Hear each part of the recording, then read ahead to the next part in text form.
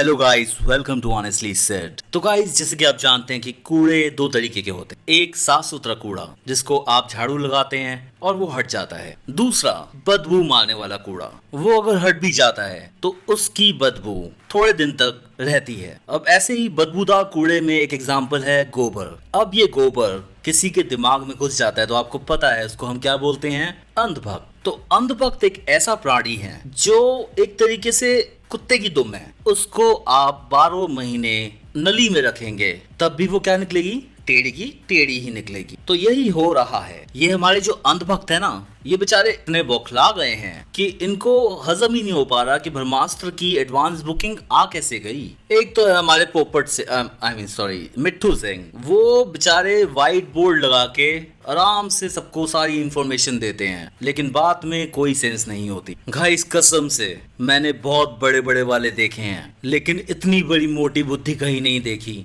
कि किसी इंसान ने पूरे क्लासरूम का सेटअप बना रखा है एज अ टीचर, और वो बच्चों को सिखा क्या रहा है, पढ़ा क्या रहा है कि बेटा लोगों देखो बुक माई शो कैसे खोलते हैं, उसमें कहाँ पे बुकिंग कहाँ होती है, ब्लॉक सीट क्या होती है। अब ऐसे लोगों को बचपन में माँ बाप ने 2 लगाए होते कान के नीचे तो आज वो सही में कोचिंग देने वाले बनते। पर जब दिमाग में गोबर भरने की ठान ही ली हो तो फिर ऐसा हो ही नहीं सकता ना। अब गाइस, इन अनभक्तों ने पूरी एड़ी चोटी का जोर लगा लिया कि किसी तरीके से लोगों का ब्रेन वॉश कर सकें। पर लोगों का ब्रेन वॉश करने के लिए कुछ दिमाग भी तो होना चाहिए। ऐसे ऐसे रीजन दोगे कि आलिया भट्ट ने बोला है पिक्चर ना देखो तो बॉयकॉट करो। रणबीर कपूर ने आज से 10 से 12 साल पहले कोई स्टेटमेंट दी थी कि वो बीफ खाते हैं। अब मुझे नहीं पता वो खाते हैं या नहीं खाते, लेकिन अगर आप बीफ के लिए इतना ही कंसर्न है तो इंडिया बीफ की टॉप 10 एक्सपोर्टर कंट्री में से क्यों आती है? इसका कोई जवाब है इनके पास? अब गाइस, एक झूठ को छुपाने के लिए 10 झूठ बोलने पड़ते हैं। तो ये जो गोबर भक्त हैं, इनको कुछ गलत फहमी सी हो गई कि शायद लाल सिंह चड्ढा या पुरानी जितनी भी फिल्में आई हैं वो इनकी वजह से फ्लॉप हो पाई हैं। तो इनको लगा कि सारी फिल्में बॉलीवुड को एक खत्म ही कर देंगे, और ऐसा होता है। मैंने बहुत लोगों को देखा है जो बिल्कुल भी पढ़े लिखे नहीं होते, लेकिन उनकी बातें इतनी सेंसिबल होती है कि ऐसा लगता है कि वो पीएचडी वाले हैं। लेकिन कई इंसान पढ़े लिखे होने के बाद भी, कंप्यूटर चलाने के बाद जब मुंह खोलते हैं तो ऐसा लगता है कि 5वीं में 5 बार फेल हैं। अब मैं आपको इनका पैटर्न बताता हूँ कि ये क्या कर रहे हैं। बेसिकली इन्होंने सारे हथकंडे अपना लिए और उससे ये फिल्म को रोक नहीं पाए। एडवांस अच्छा जा रहा है तो अब क्या ऑप्शन बचता था? सिर्फ यही बोल सकते हैं ना कि मूवी की बुकिंग फेक है। तो फेक के पीछे कुछ रीजन भी देना पड़ेगा।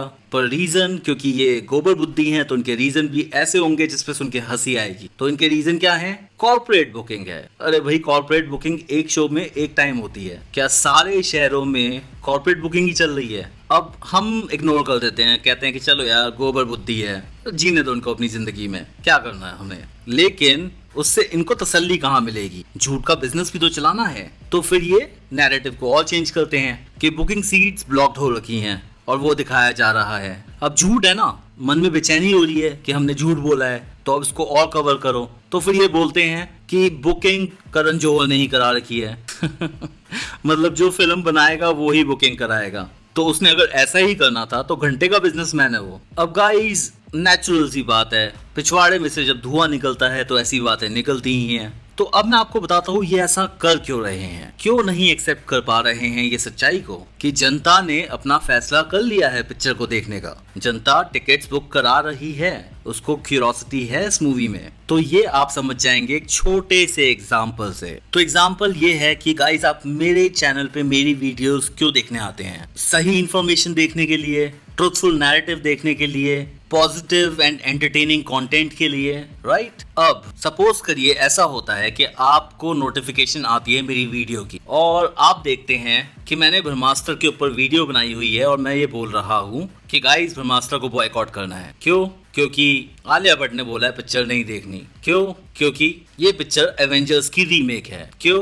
क्योंकि बुकिंग्स फेक हैं। मतलब मैं भी इन सब की तरह एक झूठा वीडियो बना के दिखा देता हूँ तो आपका क्या रिएक्शन होगा? आप शॉक हो जाएंगे, मेरे को अनसब्सक्राइब कर देंगे, 4 गालियां देके भी जाएंगे। तो सेम डर इनके पास है। इन्होंने सोचा कि झूठ बोल बोल के अंधभक्तों की ऑडियंस इकट्ठी कर ली है जिनको सिर्फ नफरत देखनी है, नेगेटिव कंटेंट देखना है। तो अब गलती से भी अगर बोल दें कि ब्रह्मास्त्र की सही में ओपनिंग अच्छी जा रही है तो क्या होगा?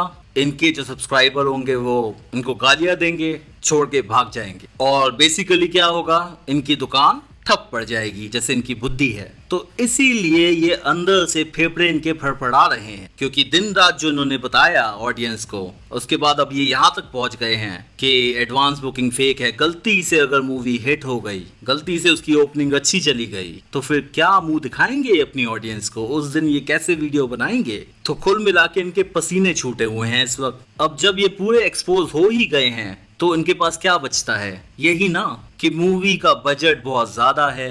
मूवी अगर पहले दिन की ओपनिंग ले भी लेती है तब भी वो अपना बजट पूरा नहीं कर पाएगी।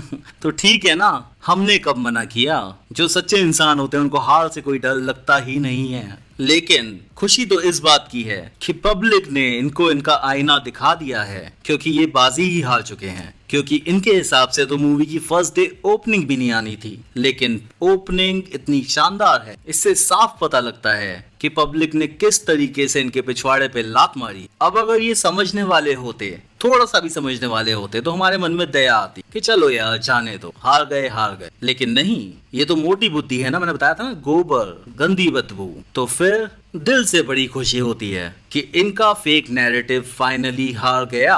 जी हाँ गाइस, इसको लिख लीजिए, वो हार गया है। तो गाइस, कहानी सिर्फ इतनी सी है। दोबारा से बोलना चाहूंगा कि झूठ का टाइम जरूर होता है, लेकिन सच का जमाना होता है। तो चैनल को लाइक कीजिए, सब्सक्राइब कीजिए और देखते रहिए ऑनेस्टली सेड। जल्दी ही मिलते हैं अपनी अगली वीडियो के साथ।